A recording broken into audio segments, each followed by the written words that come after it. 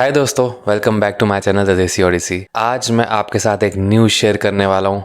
अगर आप हमें फॉलो करते हैं इंस्टाग्राम पे या यूट्यूब पे तो आपको शायद हमारे लिए थोड़ी खुशी हो। अगर आपको खुशी हो तो कमेंट सेक्शन में ज़रूर कुछ भी कमेंट कर देना, हमें बहुत अच्छा लगेगा। जब आप किसी नई कंट्री जाते हो तो एज एन इमिग्रेंट आपका सबसे बड़ा सपना होता है कि वहाँ पे अपनी एक अच्छी सी जॉब लेके अच्छे से सेटल हो जाए। एंड सेटलमेंट में जो सबसे पहला स्टेप होता है वो है घर खरीदना। And now I can proudly say that हमने आफ्टर 1.5 years इन कनाडा अपना पहला घर खरीद लिया है। पिछले 5-10 वीडियो में आपने नोटिस तो किया ही होगा कि हमारा जो पीछे वीडियो का बैकग्राउंड है वो चेंज हो गया है। वो इसलिए चेंज हुआ है क्योंकि हमने अपना घर खरीद लिया है कनाडा में, पहला घर, जो कि एक बहुत बड़ी अचीवमेंट है हमारे लिए। हमने काफ़ी मेहनत करके अपना पैसा जमा किया, कनाडा में ही हमने सारा पैसा जमा किया। उस पैसे को हमने इन्वेस्ट किया ये घर खरीदने में। ये घर खरीदने के पीछे हमारी जर्नी क्या थी, हमने किस किस मार्केट में हमने घर देखा, हमने किस टाइप के घर देखे, उस सब के बारे में हम बात करेंगे। मैं अपनी नॉलेज आपके साथ शेयर करना चाहूँगा। ये एक सीरीज मैं बनाने जा रहा हूँ जो आपको प्लेलिस्ट में दिख जाएगी। This is a first time home buying series. In video से आपको एक आइडिया हो जाएगा कि कितना पैसा आपको डाउन पेमेंट के लिए चाहिए होता है, क्लोजिंग कॉस्ट क्या होते हैं, किस किस तरीके के घर होते हैं, क्या क्या टेक्निकलिटीज़ होती है, कितना रिटर्न ऑफ इन्वेस्टमेंट होता है। डिफरेंट टॉपिक्स के बारे में मैं कुछ वीडियोस में कवर करूंगा ये सारी इन्फॉर्मेशन। सो अगर आप इस चैनल पे पहली बार आए, इस चैनल को सब्सक्राइब करें, वीडियो को लाइक करें, शेयर करें अपने दोस्तों के साथ। आज की वीडियो हम स्टार्ट करते हैं अब। आज की वीडियो का टॉपिक है the type of houses in Canada, किस किस तरीके के घर होते हैं, and as a new home buyer आपको कौन सा घर खरीदना चाहिए उसके बारे में हम बात करते हैं इस वीडियो में। There are different kind of houses in Canada. For example there are detach houses, semi detach houses, condos, town houses, etcetera etcetera. आपके बजट में क्या आएगा, आपको हर किसी चीज़ के बारे में नॉलेज होनी चाहिए जब आप अपना पहला घर खरीद रहे हो। तो सबसे पहले हाउस की हम बात करेंगे वो है डिटैच्ड। तो जब आप घर खरीदते हो आपके डिफरेंट क्राइटेरिया होते हैं। फॉर एग्जांपल डाउनटाउन से घर कितना दूर है, उस घर के प्राइसेस क्या हैं, आसपास का नेबरहुड क्या है। तो जो डिटैच्ड हाउसेज होते हैं वो सबर्ब्स में होते हैं। एंड डिटैच्ड मीन्स कि आपके ना लेफ्ट साइड पे कोई होता है ना राइट साइड पे कोई होता है।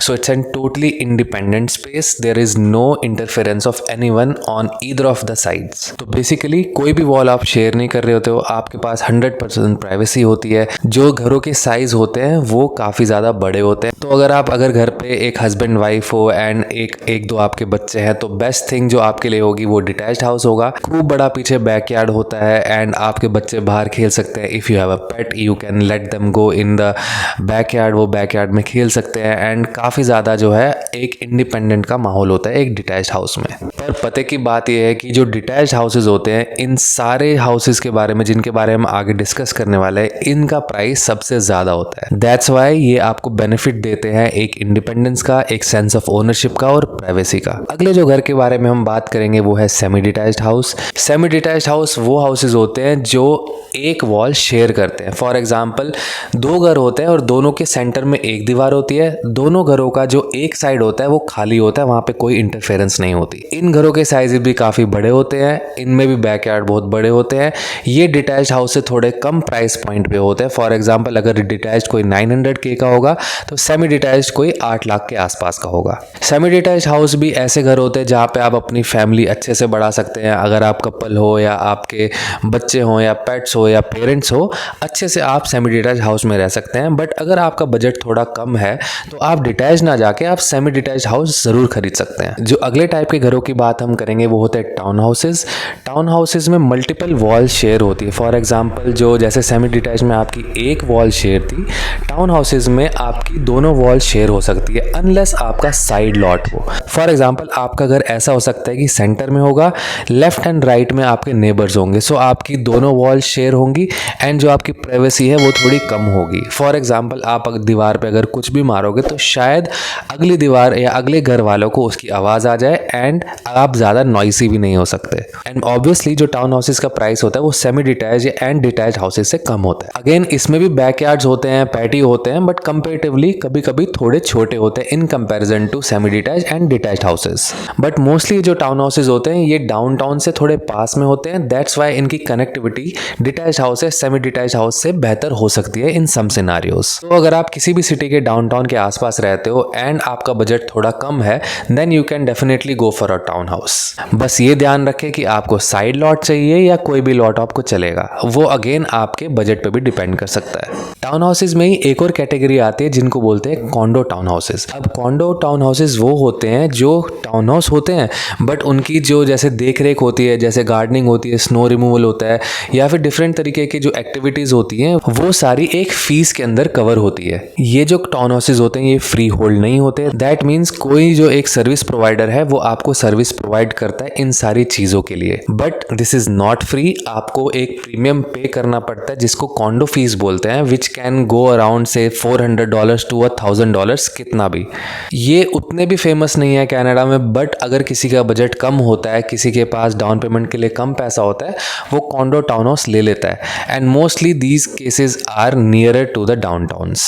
सो आप जब घर खरीदने जाओ तो ये एक हिडन फीस भी कंसिडर करके रखना। भले ही वो घर कॉन्डो टाउन हाउस जो है वो 100K सस्ता होगा बट मंथली एक्सपेंसेस इनके ज़्यादा होंगे कंपैरेटिवली। नेक्स्ट घर की जो हम बात करेंगे वो है बंगलोज। बंगलोज एक ऐसी कैटेगरी होती है जो एक ओपन लॉट में सिंगल फ्लोर घर होते हैं। वहाँ पे सारे कमरे, सारे बाथरूम सब एक ही लेवल पे होते हैं और हमें देखने को मिलता है जो बंगलोज होते हैं वो सिटी से थोड़े थोड़े दूर होते हैं क्योंकि ये जो लोग होते हैं ये एक ही लेवल पे रहना पसंद करते हैं। फॉर एग्जाम्पल एक एजिड कपल होगा वो एक ही लेवल पे रहना पसंद करेगा। फॉर एग्जाम्पल किसी के बच्चे होंगे वो चाहते होंगे कि हमें एक ही लेवल पे रहें ताकि हम इजीली उसको मैनेज कर सकें। अब बंगलो का एक फ़ायदा ये होता है कि ये आपको डिटैच घर की फीलिंग देता है, वो भी कम प्राइस पे।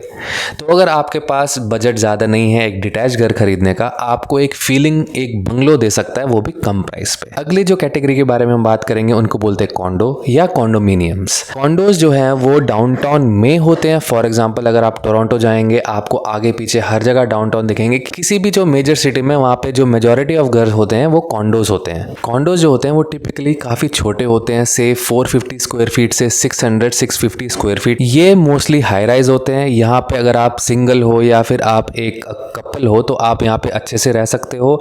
आपको डाउनटाउन की फीलिंग देगा, हसल बसल की फील देगा। अगर आपको हसल बसल पसंद है तो आपको काफ़ी अच्छा लगेगा कॉन्डोज में रह के। बट यहाँ पे फैमिली रेज करना थोड़ा टफ हो जाएगा क्योंकि ये घर काफ़ी ज़्यादा छोटे होते हैं। अगर आपके घर पे रिश्तेदार आएंगे या फिर आपके जान पहचान के लोग आएंगे तो उनको होस्ट करना यहाँ पे मुश्किल हो जाता है। It is very common for young people और young couples to own a condo और to rent a condo rather than in comparison to those people जिनकी एक फैमिली हो या फिर उनको थोड़ा शांत में रहना ज़्यादा पसंद आए। बट सबसे जो बेस्ट चीज़ होती है कॉन्डो की वो होती है उनकी एमिनिटीज़। कॉन्डोज में mostly gym, swimming pools, recreation centres and different तरीके की जो है फैसिलिटीज़ अवेलेबल होती है। बट एक बात नोट करने की होती है कि वो कुछ फ्री नहीं होता, आपको कॉन्डो फी पे करनी होती है। अब कॉन्डो फीस $0.30 से $0.80 तक जा सकती है। तो आप ये लगा लो कि आपकी जो मंथली कॉन्डो फीस होगी वो $150 से $400 तक, $500 तक भी हो सकती है। बट कॉन्डोज जो है सारे घरों के कंपैरिजन में थोड़े कम प्राइस के होते हैं। बट जब आप कॉन्डो खरीदेंगे तो आपको अच्छे से रिसर्च करनी चाहिए कि आपकी मंथली कॉन्डो फीस क्या होगी, आपका जो यूटिलिटीज़ क्या होगा, आपको डाउन पेमेंट कितना देना होगा। आप कंपेयर करें बाकी चीज़ों से, but at the end of the day आपको खुद को क्या चाहिए ये डिसीजन आपका है। अगर आपको हसल वसल में रहना पसंद है तो then condo is a good choice for you. Last category के बारे में हम बात करेंगे, उनको बोलते हैं apartments. Apartments is nothing but condos without amenities.